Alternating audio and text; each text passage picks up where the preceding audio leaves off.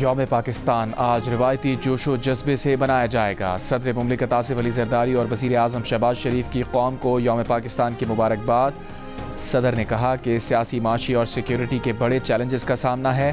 بہادر مسلح افواج مادر وطن کے دفاع میں بڑی قربانیاں دے رہی ہیں، اپنی خود مختاری اور جغرافیائی سالمیت کے دفاع کے لیے ثابت قدم رہیں گے۔ ہر پاکستانی اپنے اختلافات سے بالاتر ہو کر تقسیم اور منفی رجحانات کو مسترد کرے۔ وزیر اعظم شہباز شریف نے کہا کہ ایک برس میں ہم نے پاکستان کی معیشت کو پائیدار ترقی کی راہ پر گامزن کیا۔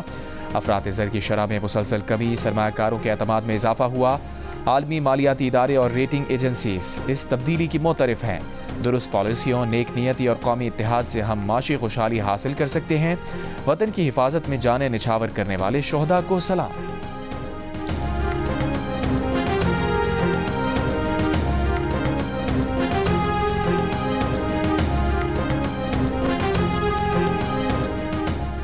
Chairman joint chiefs of staff committee اور سروسز چیفز کی قوم کو یوم پاکستان پر مبارکباد۔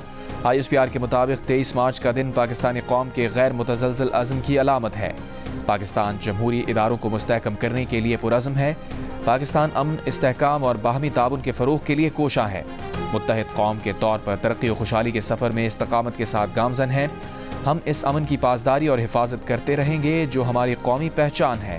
پاکستان امن کا پیغمبر ہے اور ہم اسے ہر حال میں محفوظ رکھیں گے۔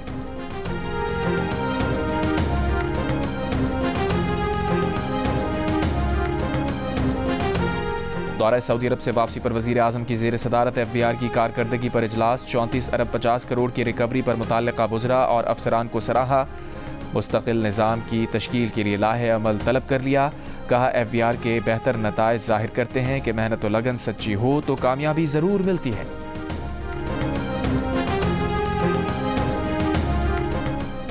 بلوچستان کے علاقے نوش کے غریب آباد کے قریب پولیس کی گاڑی پر فائرنگ، 4 پولیس اہلکار شہید۔ حکام کے مطابق پولیس موبائل پر حملہ اس وقت ہوا جب وہ گشت کر رہی تھی۔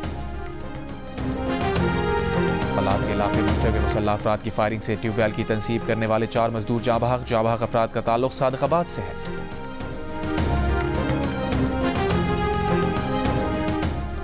کوئٹہ کے سریاب روڈ پر نامعلوم افراد نے پوسٹ آفس کو آگ لگا دی۔ پولیس کے مطابق آگ سے پوسٹ آفس کا فرنیچر اور ریکارڈ جل گیا۔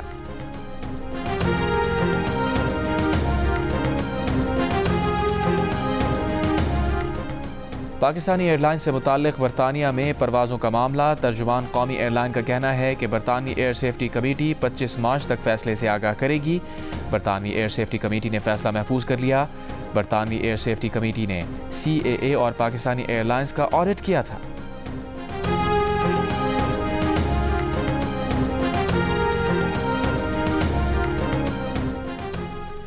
برطانوی انرجی سیکریٹری کا ہیتھرو ایئرپورٹ پر بجلی بندش کی تحقیقات کا حکم۔ قریب واقع سب اسٹیشن میں آگ لگنے سے ہیتھرو ایئرپورٹ کی بجلی بند ہوئی تھی۔ ابتدائی تحقیقاتی رپورٹ 6 ہفتوں تک آنے کی توقع۔ یوم پاکستان پر گریٹر اقبال پارک لاہور میں لیزر لائٹ شو، مینار پاکستان مختلف رنگوں کی روشنیوں میں نہا گیا، ملی نغموں کی گونج۔ امریکہ میں داخلے کے لیے کئی ممالک پر نئی سفری پابندیوں کی فہرست اور ویزا شرائط میں سختی لانے کی تجاویز جمع کرانے کی 60 روزہ ڈیڈ لائن ختم۔ امریکی محکمہ خارجہ کی ترجمان ٹیمی بروس کا ڈیڈ لائن میں توسیع یا موجودہ صورتحال پر تبصرے سے انکار۔ کہا امریکی ویزا کے جائزے کا عمل مکمل ہونے کی ڈیڈ لائن اب آج نہیں ہے۔ ویزا جاری کرنے کے طریقہ کار کے ذریعے یہ یقینی بنانا چاہتے ہیں کہ امریکہ آنے والے غیر ملکی مسافر امریکی قومی سلامتی کے لیے خطرہ نہ ہوں۔ امریکی صدر ٹرمپ نے 20 جنوری کو 60 روز کے اندر ایسے ممالک کی فہرست جمع کرانے کی ہدایت کی تھی جن سے قومی سلامتی کو خطرہ ہو۔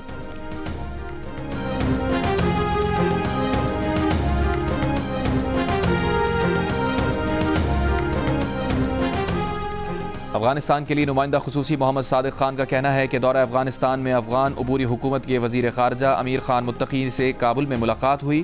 پاکستان کے افغانستان کے ساتھ باہمی فائدہ مند تعلقات کے فروغ کے عزم کا اعادہ کیا گیا۔ فریقین نے دو طرفہ تعلقات کو مزید مستحکم کرنے کے لیے اعلیٰ سطح پر روابط بڑھانے پر اتفاق کیا۔ صادق خان کی افغانستان کے قائم مقام وزیر تجارت نور الدین عزیزی سے بھی ملاقات میں دو طرفہ تجارتی و اقتصادی تعلقات، راہداری اور رابطے کے شعبوں میں تعاون پر تبادلہ خیال کیا گیا۔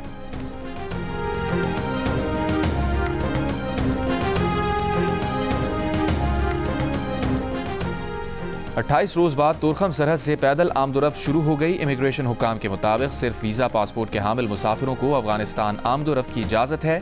تورخم سرحدی گزرگاہ 3 روز قبل تجارت کے لیے کھول دی گئی تھی۔ امیگریشن سسٹم میں فنی خرابی کے باعث پیدل آمد و رفت معطل تھی۔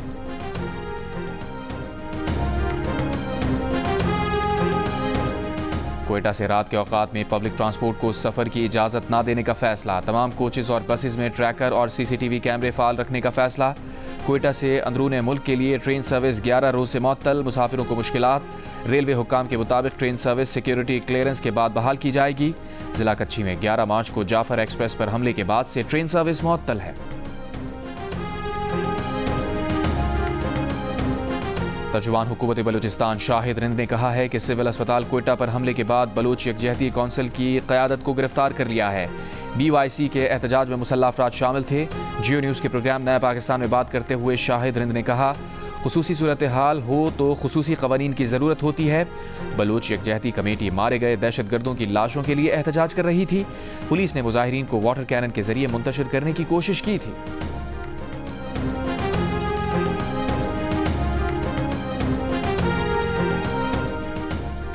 مولانا فضل الرحمان نے کہا ہے کہ دہشت گردی کی صورتحال میں ریاست کی غلطیوں کا بڑا عمل دخل ہے۔ افغان جنگ کے بعد مہاجرین ایران کی طرف بھی گئے۔ ایران نے افغان مہاجرین کو جگہ تو دی لیکن جنگ کے لیے بیس کیمپ نہیں بنایا۔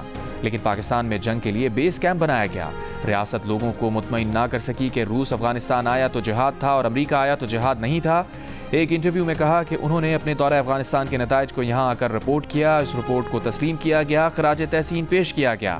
پاکستان سے افغانستان جا کر 20 سال تک لڑنے والوں سے بندوقیں واپس لینے میں افغان طالبان کو بھی مشکلات ہیں۔ ان کا کہنا ہے کہ اس کام کے لیے وقت چاہیے۔ اس پر اتفاق رائے ہوا تھا، معلوم نہیں آج ہم نے معاملہ کیوں بگاڑ دیا۔ اسرائیل نے غزہ کے ساتھ لبنان پر بھی حملے شروع کر دیے۔ جنوبی لبنان پر بمباری، 4 افراد جاں بحق۔ اسرائیل نے الزام لگایا ہے کہ ہفتے کے صبح لبنان سے اسرائیل پر 3 راکٹ فائر کیے گئے تھے۔ حزب اللہ نے راکٹ حملوں کی تردید کر دی۔ غزہ میں 5 روز سے بمباری جاری، 630 سے زائد فلسطینی شہید، 1,20,000 سے زائد فلسطینی ایک بار پھر در بدر۔ اسرائیلی فوج نے غزہ کے واحد کینسر اسپتال کو بھی تباہ کر دیا۔ اقوام متحدہ کی انسانی امور ایجنسی کا غزہ کی بدترین انسانی صورتحال پر شدید تشویش کا اظہار، امداد کی فوری بحالی کا مطالبہ۔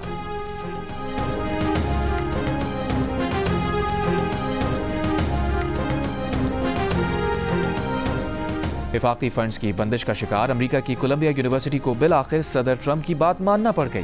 یونیورسٹی نے مظاہروں اور سیکیورٹی اقدامات اور شعبہ مشرق وسطیٰ سے متعلق اپنی پالیسی تبدیل کرنے پر آمادگی ظاہر کر دی۔ نئے اقدامات کے تحت یونیورسٹی 36 اسپیشل افسر تعینات کرے گی جو کیمپس سے لوگوں کو گرفتار اور بے دخل کرنے کے اہل ہوں گے۔ اور یوم پاکستان پر پاکستان میں جاپان کے سفیر کی مبارکباد۔ پاکستانیوں کے لیے اردو میں جاری پیغام میں ترقی و خوشحالی کے لیے نیک خواہشات کا اظہار۔